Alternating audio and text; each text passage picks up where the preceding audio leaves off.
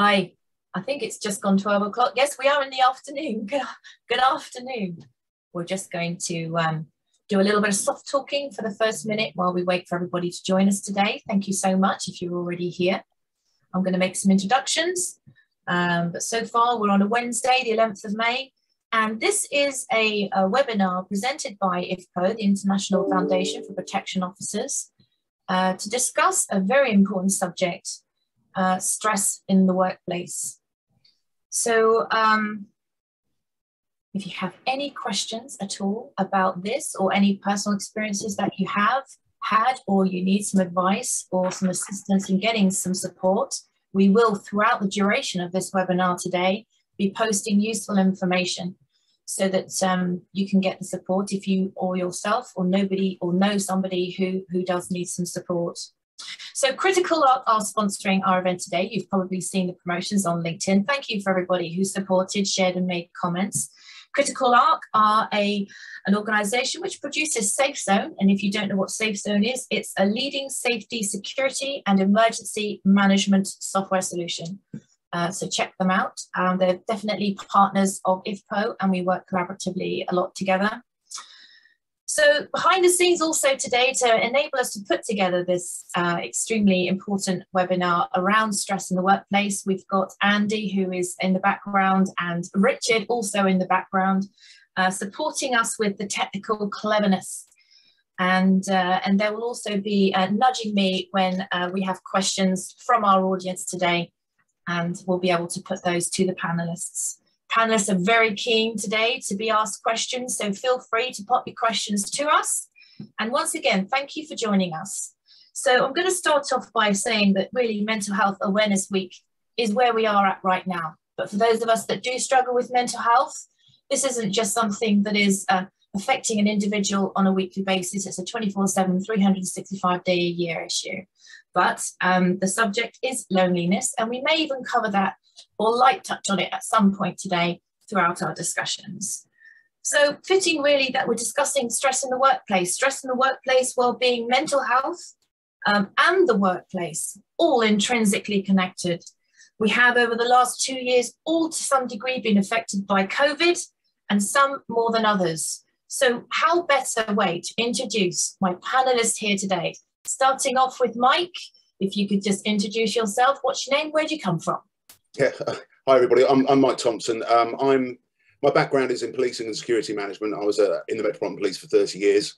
I retired as a detective sergeant about 10 years ago, but I've stayed in the sector of security management and investigation since then. I currently work with Surrey Police, consulting on child abuse investigation. And a few years ago, I made a conscious decision with an interest in mental health that I was going to retrain as a psychotherapeutic counsellor. So very pleased to report in February I qualified as a psychotherapeutic counsellor. Probably go on to do the full psychotherapy qualification in due course, but I'm practicing in private practice and seeing a variation of different types of clients. So I guess what I bring today is a double lens really, from a practitioner's level of having been through the stress and had to endure it and find ways to get over it, and a new lens now of actually helping and having a practical professional approach to supporting people and seeing clients and doing interventions which can lead people to improving their mental health and living a better life. Thank you, Mike. It's a real pleasure to have you here with us today. Thank you so much for coming. Now I'm going to hand you over to introduce herself, the lovely Anne. I'm sorry, the lovely Amanda. Amanda, what's your name and where do you come from? Hi, welcome everybody. My name's Amanda Gentle. I joined the SIA in around about November. So my role here at the SIA is to really deliver the skills strategy. So it's a massive piece of work. It involves quite a lot of negotiation and, engagement very broadly with the industry, of course. I have two other hats really. Traditionally in my career before I arrived at the SIA, I have a long background in talent management, diversity management and learning and development as a manager and senior manager. So I kind of bring that and that experience of working in organisations, but mainly with a human resource development hat on, really. So that's kind of a hat that I wear. And a bit like Mike, I also, in my spare time, when I'm not working at the SIA, I'm on the journey to become an integrative psychotherapist myself. So that's all consuming for me and something that I'm incredibly passionate about. And yeah, it's a very rewarding and very exciting journey. So I'm really pleased to be part of this discussion about stress in the workplace. Very important subject. And yeah, just really pleased to be here. Thank you, Amanda. It's a real pleasure to have you here. And last, but by no means least, is Dr. Anne. Would you introduce yourself and where you come from? Hello, everyone. I'm Anne Llewellyn. I currently work with Neurology as an associate, developing training for safety and security professionals. But although my youthful appearance belies this, I have a long history of working in nursing and then higher education. So I started off as a nurse specialising in A&E. But most of my career has been in higher education, delivering education around mental health policy, amongst other things. And I finished off my career before I joined Neurology as Deputy Director of Student Services at a university, where I had responsibility for mental health and disability services for students. Just to dispel any myths, I'm not a medical doctor, I'm a doctor of education. I completed my doctor of education in e-learning, and sort of that's part of my role in Neurology at the moment, is leading on the learning and teaching, but also developing content for mental health and wellbeing modules for the security sector. I'm also currently training to be a coach, and the purpose for that is to support people with work-based performance, and I'm hoping to qualify in that in November. So that's a very potted history of me. Thank you so much, Anne. I really appreciate it. For those of you who've just arrived, if you have any questions today, pop them in the chat box. We'll do our very best to get round and answer them. We also have had questions from LinkedIn, where we've been quite heavily promoting today's event. But let's crack on. Let's go straight in. And Mike, I'm going to come to you first, and then Amanda. Mike, when you consider that stress costs the UK economy around 100 billion a year, that's a lot of money in just lost output alone. And that figure comes from Mind, the charity. What is stress? How do we spot it? I think you've got a really good slide for us. And how can we discuss how stress affects not only us as individuals, but organisations and businesses as well? And what should we be looking out for? Okay, well, first things first, I'd like to just give a definition of stress, actually, because it's often confused with actually something that's negative. I mean, I personally get some sort of motivation from stress, particularly in my work, when my workload's heavy. Stress is the adverse reaction people have to excessive pressure or other types of demand placed on them. That's a health and safety executive definition.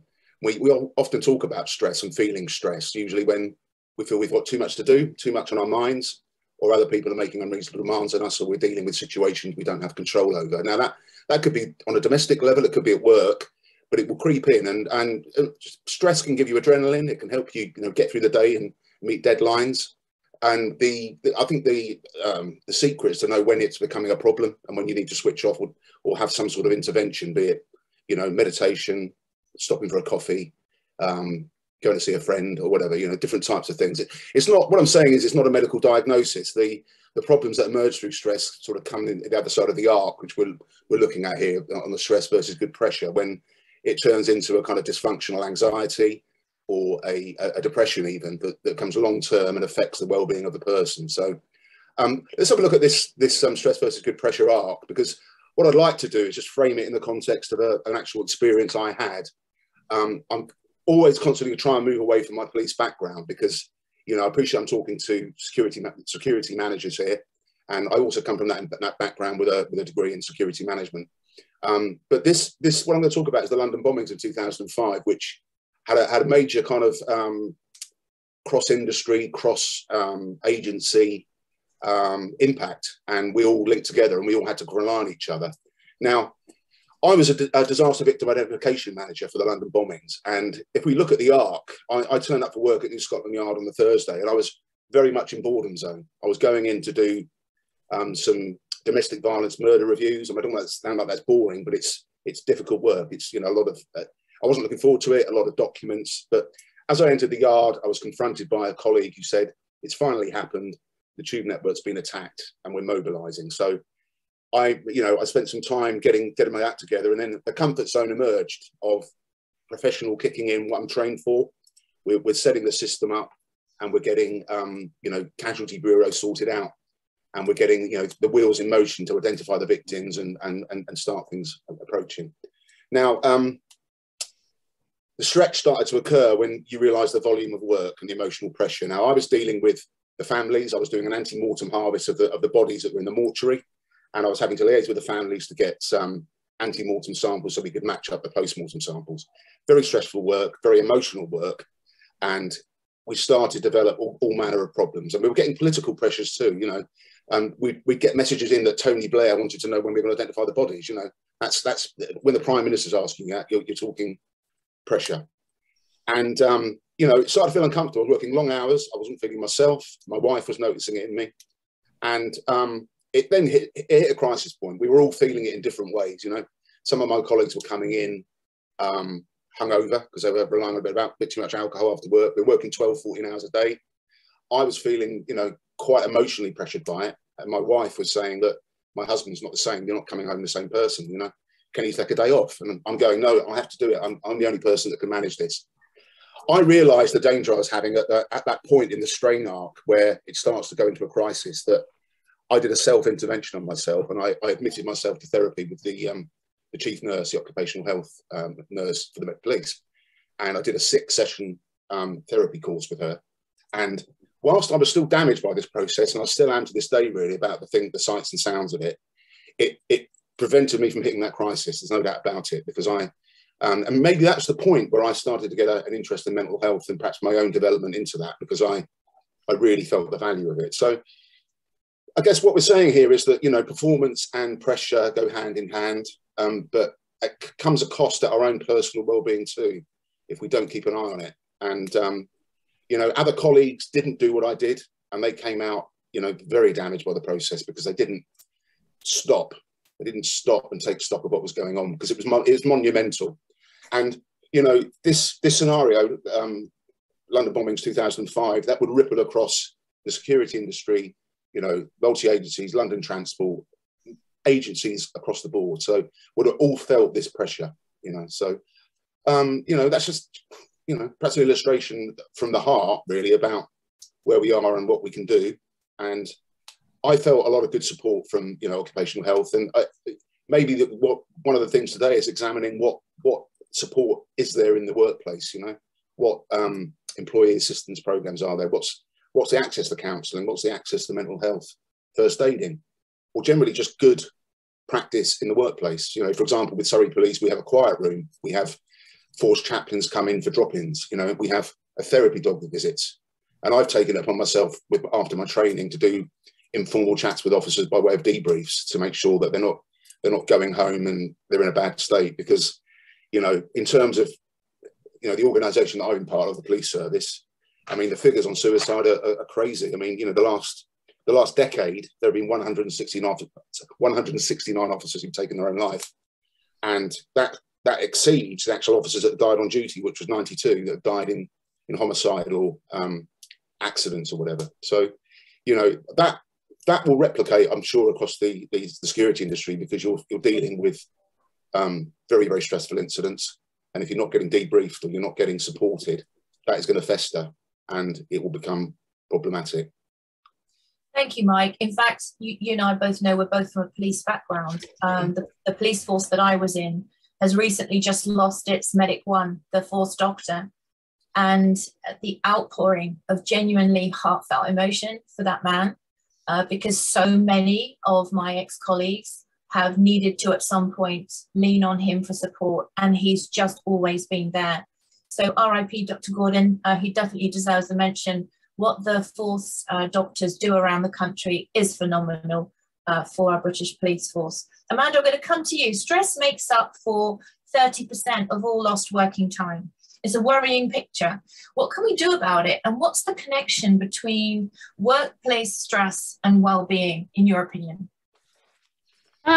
Yeah, it's a big question, really, and I think one of the good places to start with, which is really following on from what Mike was saying, was starting to identify presenteeism.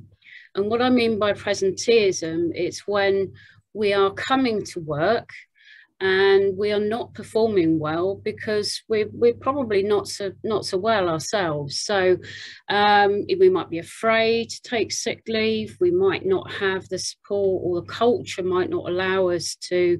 It might not be the done thing to take time away to look after ourselves. And I think that's really important.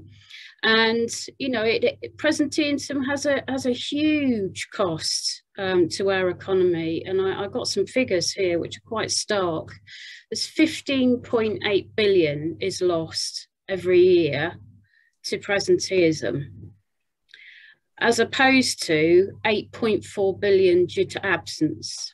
So basically, and I think Deloitte calculated this, for every pound that we spend on supporting people in the workplace around their well-being, we actually get £5 back in terms of a return on investment. Now, we're not forgetting that this is about people, this is about employees, our most valuable assets. And it's about really ensuring that they've got the tools and they've got the support, ideally, where possible, to feel that they're valued, they're supported in the workplace. So, and I know that just from checking, Chartered Institute Professional Development are the organisation which look after human capital management. They look after employees and the HR side of things. And their estimation is that 72% of organisations had seen some form of presenteeism in the last 12 months. Now, that's all organisations, not just looking at police or private security, and that's massive. So I think there's something in this around noticing when people possibly are not okay, and really encouraging people to actually say, actually, it's okay not to be okay. And I know that that's a strap line which is quite well publicised through lots of other different mental health organisations, but even just starting there with communicating that in an organisational level, and managers really being aware of that. And just, you know, it's a way of encouraging people to actually come out and say, just as Mike's stress curve really demonstrates, I'm noticing that I'm coming towards that point where I probably need a bit of help and I probably need a bit of support. So really it's then knowing what mechanisms are in place, what to do next, you know, who to go to, am I going to get any support? It's about being a bit brave and actually saying, you know, I'm recognising that I'm not all right, and actually showing some, and being proactive and noticing what's going on and then taking that next step. And that for some people can be really hard and really difficult. So it's about acknowledging that that could be really difficult to take that step as well. Thank you, Amanda. In 2016, research carried out by Oxford Economics suggested that 181,000 people cannot join the labour force because of their mental health problems. I know that it's not a tremendously up-to-date figure, and more figures are certainly coming out over the last couple of years because of COVID. This comes from the Mental Health Foundation. It's safe to say the figures of recent years have worsened. How do we get help? I think there's a number of issues that we need to address, and I'm really going to pick up on things that Mike and Amanda have already said, but reiterate them to some extent, but also to put a new perspective on them. Because I think we're dealing with a couple of issues, that people not being able to access work because they've got mental illness, and that's a sort of the equality, diversity and inclusive agenda that we need to look at, and that's perhaps something for a different webinar. But we're also looking at stress at work and how that impacts on people. And my interest has always been on who cares for the carers, if you like? I mean, I guess that reflects my nursing background. And how do we support people who are dealing with customer-facing roles, dealing with stressful situations, but often those stressful situations are insidious. And Mike gave a very powerful example of a traumatic stress experience. And that's some people's reality, but there's also the reality of the day-on-day stress. And I remember being profoundly influenced by the head of the World Health Organization some years ago, who said an ounce of prevention's worth a ton of cure.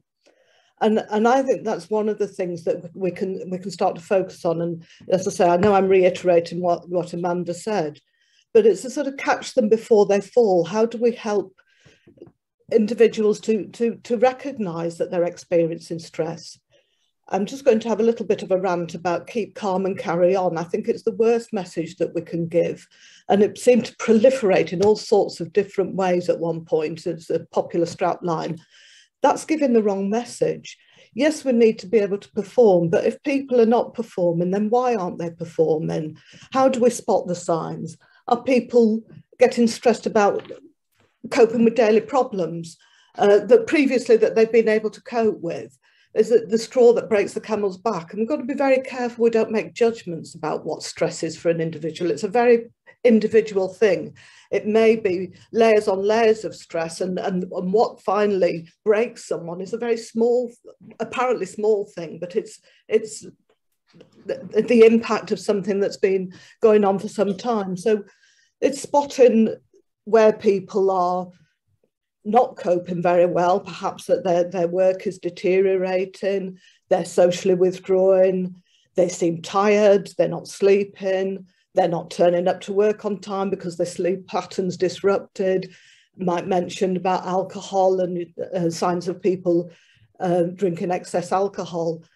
So I know I've gone round about the houses in answering your question about how do we get people into work, but I think it's also about how do we retain people in work. And I think for me, that's about proactive management, but also about, you know, there is very much an individual focus that's required to support people, but there's also an institutional or an organisational focus, and changing that culture, again, as Amanda said, enabling people and giving the right message. But it is okay to talk. And again, I think we've got this in some institutions, and it's certainly not true of every organisation, but a culture of competitive busyness. People being at their desk early, have, you know, it's a sort of a badge of honour to have your lunch at your desk, and gets to 5 o'clock and who blinks first, because that might show that you're not as committed as other people. I'm certainly not saying that that's accurate, but it might be a perception. And how do we break that? How do workplaces break that and say, you must take time away, it's okay to have a break? So practical things like, for example, having protected time where you don't have meetings so that people can take proper lunch breaks, encouraging people to take time away from their desk. And I think that's particularly important if people are working at home. Encouraging people to distinguish between home and work. And again, the sort of the liminal third space. This is work, this is home. If you're working at home, how do you have that third space? When I was working full time, I always used to get dressed as though I was dressing to go into the office and put my lipstick and perfume on, because that made me feel as though I was at work. And then at the end, I'd slop into my pajamas, and that was sort of end of work. And it sounds silly, but it's that sort of message to self. This is work, this is home, this is the environment I'm in. So my husband works for BT, and he was saying that they actually get messages from their managers saying, remember to take breaks, remember to take time out. They also have, within each team, one of the senior managers is a mental health lead, who isn't necessarily the person that people go to talk about mental health, because that's a very personal thing, but is they're sort of, for want of a better term, banging the drum for mental health and well-being. So I'm sorry, I've probably gone on too long there, but I think...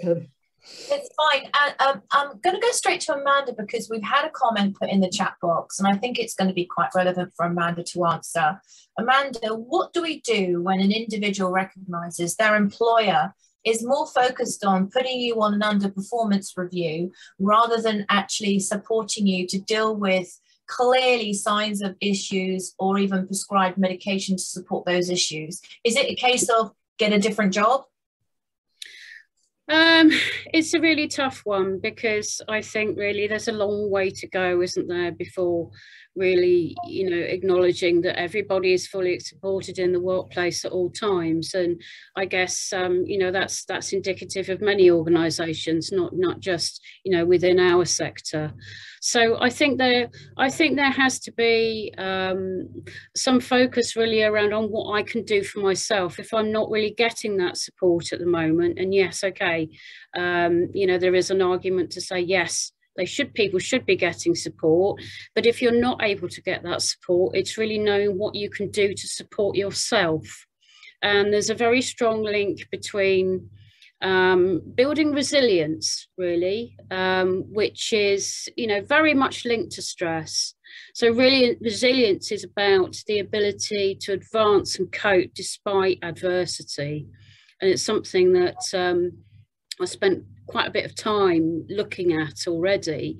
And it's something that you can develop. You can almost see it as a skill in its own right.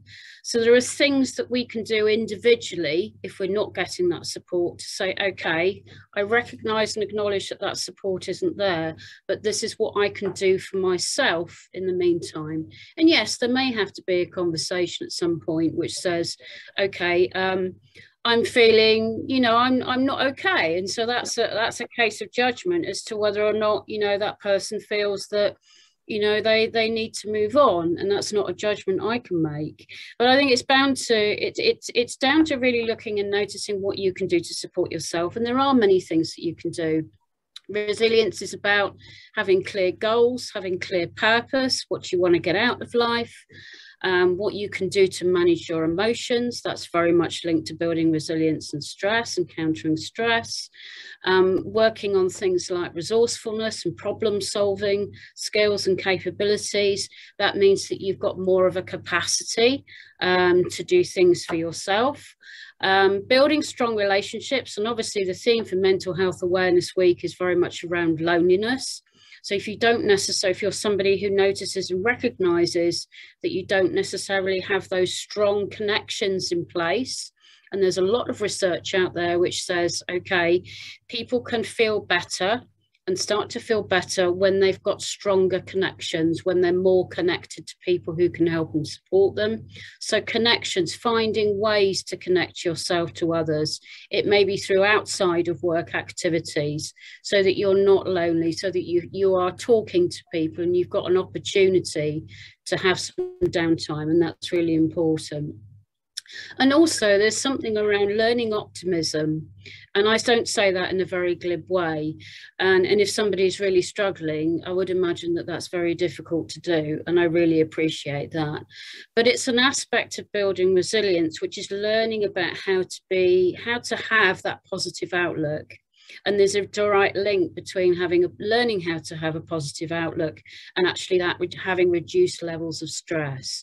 So there are things that we can do to look after ourselves if we're feeling that we're not necessarily supported. One last thing that I wanted to add in is, and it's something that I've been doing with some of my clients outside of the work that I do with SIA, because I support a lot of people on the bereavement side. And one of the things that I find very useful for people if they've been in very difficult and stressful situations, which people often have been when they've lost somebody or have experienced some kind of loss, is that they focus on self-compassion and showing themselves some loving kindness. And I can recommend, maybe at the end of this webinar, some really useful books and resources for people to go and have a look at.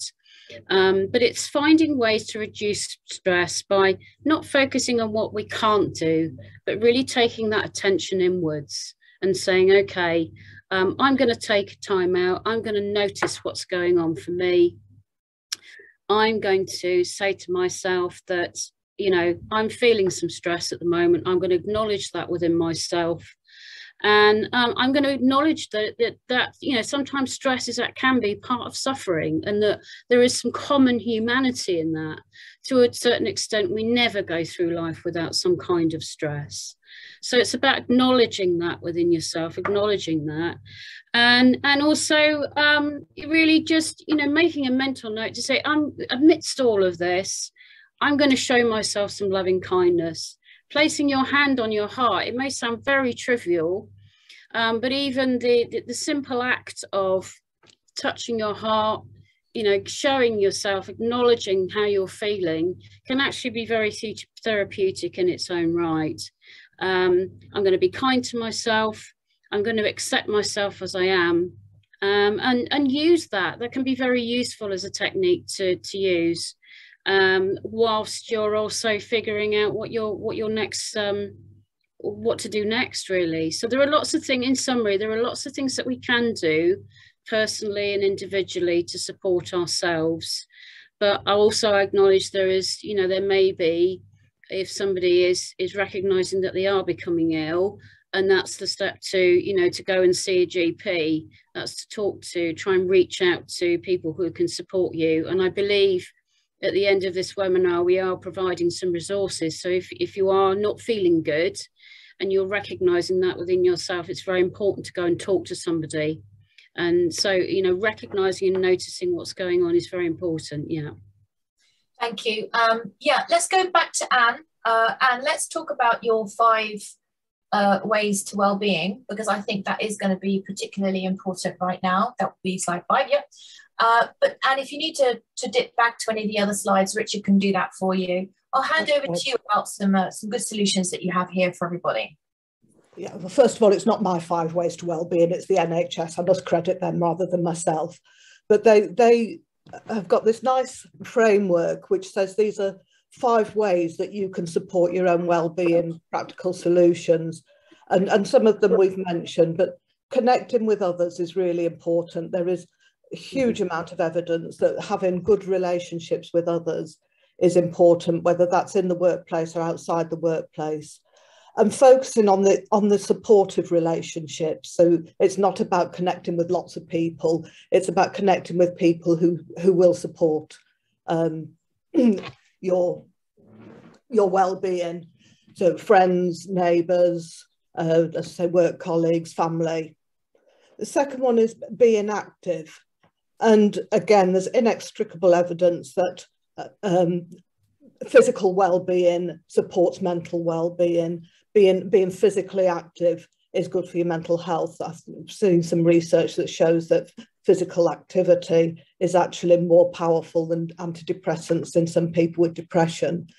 But being active isn't about just joining the gym and pumping iron. There's all sorts of ways that can be built into your day-to-day life: gardening, dancing, running around after the kids, running around after the dog, whatever, walking to work. I used to, where I could, have walking meetings. So if there was just a one-to-one meeting, we didn't have to write anything down. We'd walk around the park and discuss something. So it's just thinking about how can you build that in to your day, and being active frequently. So getting up from your desk and being active for 5-minute breaks throughout the day. Taking notice refers to, some people call it mindfulness, but it's really being aware of your environment and appreciating your environment, whether that be sort of nature, the weather. We always feel better when the sun, most of us feel better when the sun shines. So taking time to just appreciate what's around you. Learning is powerful, and that's not necessarily about formal qualifications. We're constantly learning by going to things like museums, galleries, taking up a new hobby, resurrecting an old hobby, looking at YouTube videos, lots of different ways to learn new skills. And then finally, giving to others. And again, this doesn't have to be about financial donations or spending lots of times in volunteering, although volunteering can have therapeutic benefits, but it's about giving some of your time, checking in with a colleague. The power of hello, a simple hello, can be really important in saying, hello, are you okay? So it's giving of your time, texting someone, calling someone who you haven't seen for a while. So lots of different ways that we can support our own well-being, and that's just some examples. Thank you.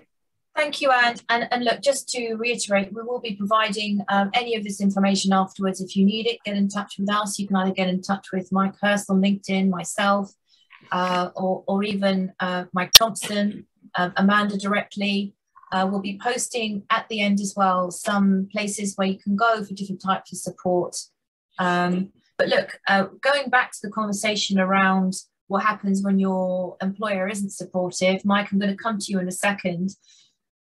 I would encourage people to speak to HR. And the difficulty is when you're feeling the most stress and you're feeling the lowest in your well-being, this is when you feel the least likely to feel assertive enough to take that kind of step. But you've kind of got to be a bit brave here. There is always within organizations some sort of grievance procedure. If you don't think you're being treated fairly, use that grievance procedure. You know, there are also a number of different unions out there that would love your business. They're there to represent you in the toughest of times with your employer to make sure that you've got representation if you find yourself needing that kind of support. Again, contact us if you're not sure what unions. We've got associations and allyships with different organizations that support you as an individual in your workplace. The most important thing is you should feel more empowered if your employer isn't supported. But ultimately, you can choose where your feet go. And I'm not suggesting that you think that it's easy to walk away from your job. But I think employees now feel a lot more empowered to choose where they invest their time and who they invest their time with. And if you decide your employer isn't giving you what you need, ask them for it, which is what Karen Brady would say. I've adopted that from her. Or literally show with your feet, find a great employer that does put its people first. And I'm very fortunate enough to say that I work for one of those employers. And it's a remarkable difference to know that there's an infrastructure there to support you as an employee if you need it, or if any of your employees need it. So, Mike, there are some bad practices out there and some good ones. What can you tell us? Well, I'm very concerned that there's no real standard across this industry or many others. I think it's, you know, even in my familiar environments, you know, things like, you know, I don't know, wellness action plans, for example, or reasonable adjustments which sort of meet equality kind of legislation is not really adhered to. And I felt very sorry to hear a comment in the chat about at my workplace, you just be put on a performance review, whether you've been diagnosed, you're on medication or otherwise. So that's the reality that, you know, there is, while we're talking about good practice, we're talking about, you know, from a professional point of view, I mean, picking up on Amanda's thing about presenteeism, that was like, wow, you know, I'd never really thought of it through that lens, you know, and you know, Anne's kind of, I'm aware of that kind of NHS that steps to well-being, and but it's powerful. It's simple stuff that managers can support, you know, and it's not about a culture of shirking or someone's like, you know, I can't do that because it's going to make me stressed or whatever, you know. It's each individual. It's no judgment to be had on individuals about what causes them and you know, that causes them stress. So putting proper, you know, plans in place and proper responses, just like a return to work interview. You know, we're talking, you know, conflict, which is going to cause staff turnover costs. Just because of a simple, you know, hello or welcome back is not administered with sincerity or, you know, or properly. And, you know, it's very, very simple stuff, but it gets lost. It's easily gets lost in our sector because it's often seen as a sign of weakness, or, you know, it's not the way we do things. You know, we're roughy toughy and we have to stand up and you know, but no, these people are human beings, you know, with feelings and yeah. But I think, you know, I mean, I've kind of looked at my own organisation I work for at the moment, my own police service, and looked at their policies. It's not ideal because, you know, for example, if you want to access the employment assistance programme, you're going to have to wait because there is a big demand for it. There's perhaps not enough resources to provide the ideal system, shall we say. I mean, it's good, but it's not ideal in terms of the numbers they can provide or the amount of people trying to access it. And it's prohibitive for most people to go into my sector, the private sector, for counselling, because it's, you know, per hour, it's it's expensive. I mean, you know, and I think there's many counsellors. I think, Amanda, when you start up, you know, I mean, part of my kind of social responsibility aspect is I do offer low cost places in my practice for particularly emergency services workers, but I include the security industry and NHS as well in that to a point, and I would always try and keep that turning over. But it's really difficult if you can't get, you know, an organisationally sponsored access to a mental health service. Doing it in the private sector is costly. And well, what I will say actually, and Amanda, you might be having experience of this in terms of your training and placement. There are a lot of low cost or free services within boroughs, certainly in London, where I trained in placement. You can access it for a nominal fee for an assessment, and then anything between £10 and £30 a session or something like that, you know, depending on your means. So there are things out there. If your need is great and the employment assistance program isn't immediately available to you, there are options to research which do provide low cost out there. That's a really good point, actually, just chipping in on that as well, Mike. There are a lot, actually, and they're probably a little bit under the radar, but look for local charities, look for charities that support people around mental health issues. They may be small, but they may, as Mike has just said, they offer at a much reduced rate for people who are training to be counsellors or training to be psychotherapists. But they are, when people train, they train under clinical supervision, so there should be no risk. It's very important to emphasise that as well. But it's indeed, it can be a very good way of, you know, the NHS having to wait for the NHS support. You know, wow, you know, how many people must be waiting for NHS support right now, bearing in mind, you know, the added dimension of COVID that we've had over these years. I mean, I can't even imagine what that must be like. So you could be looking for a long wait, and I'm just being very realistic there. But yeah, do search, you know, there will be a number of people local to you, local organisations who can offer that support, and just reach out to them, have a conversation. But, you know, just to echo Yolanda's point as well, there will be somebody, whether it's a senior manager, whether it's an HR professional, if you have HR in your organisation, reach out to somebody and tell them how you're feeling. Your first point of call obviously should be your manager, but if for any reason that's not appropriate, then there's always, you know, try and find somebody that you feel that you can talk to. That's quite important too. I'm going to come to Anne, but we've only literally got 2 minutes before we should be finishing up. Anne, I'm going to come to you so you can add your comments in relation to that question, and then we're just going to go quickly around the room to give everybody the opportunity to have their last comments. Time has flown. Anne, over to you. I'm going to have to talk very fast then. I just wanted to mention Mind's Thriving at Work standards. And this is a voluntary thing, but Mind will provide quite a lot of support for companies, organisations to work towards the 6 standards of thriving at work. Very quickly, it's produce, implement, communicate a mental health plan, develop mental health awareness amongst employees, and that within that I would include the sort of reducing the stigma of acknowledging mental health. If we've got a bad back, we'll say I can't do that because I've got a bad back, but I don't think we're sort of there in terms of mental health still. There's still quite a stigma and stereotypical assumptions around mental health and well-being.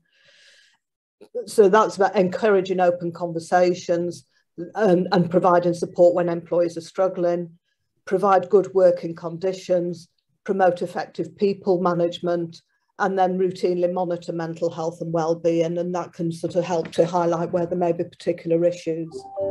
I noticed that somebody had written in the chat that employees don't care about mental health and well-being, but they should because, employers, but they should because it increases productivity. And I would think that thriving at work is a good investment for both improving on a moral basis the health and well-being of the workforce, but improving work productivity and performance outputs. Yeah, agreed. I think we'll agree there. Okay, so we're just going to go around the room. I'll come to you, Mike. Your lasting comments, the kind of things that you really want to leave an impression with people today. Well, hold on in there. Treat your staff with dignity and respect. I think COVID is we've got the tip of the iceberg of the effects of that yet. I'm seeing that heavily in my practice amongst clients with, you know, job losses, relationship breakdown, addictions that are developed. There's a whole gamut of it. So I'm available on the IFPO site as a resource if anyone wants to talk, and take care, everybody. Thank you, Mike. Over to you, Amanda.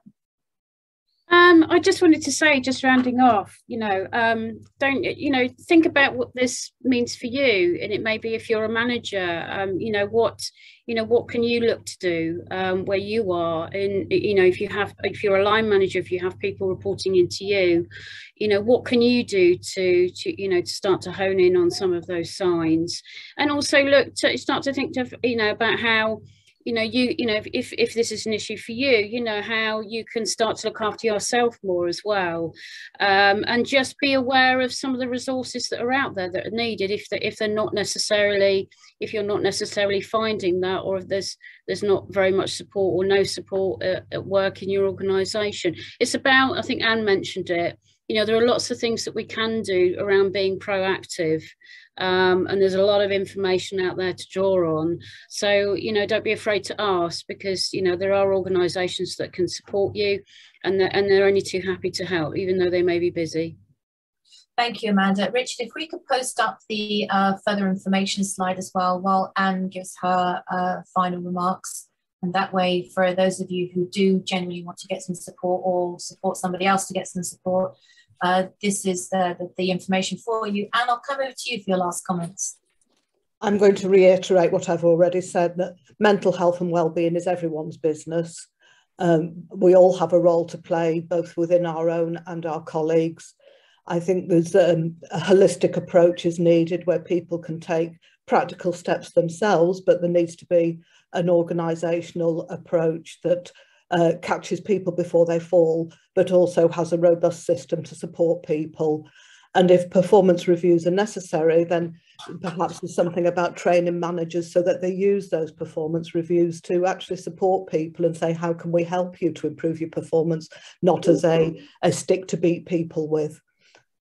So I think there's much that can be done, and it's a really important area, and I hope that we can carry on having these conversations. Thank you so much. So we'll finish up now. Just to reiterate, if anybody's got any questions or queries about anything that we've discussed here today, please get in touch with any of us. And also, you know, whilst IFPO, the International Foundation for Protection Officers, is a membership body for the security industry frontline professionals, we can also provide some recommendations for any of our contacts and associates if you do need to get some support in relation to your wellbeing and mental health. I think the thing is here to thank Critical Art again for certainly seeing us through the technical cleverness. It almost felt like you weren't there, Richard. So thank you very much for your time today. Thank you for everybody to come along and just even spare your time to listen to our fabulous panelists, Dr. Anne, Amanda, and Mike. Thank you so much for your time today. Be good to yourself, everybody. And if you're taking your breaks and you think a colleague close to you isn't taking theirs, do your bit and remind them to take their break too. Thank you so much, and have a good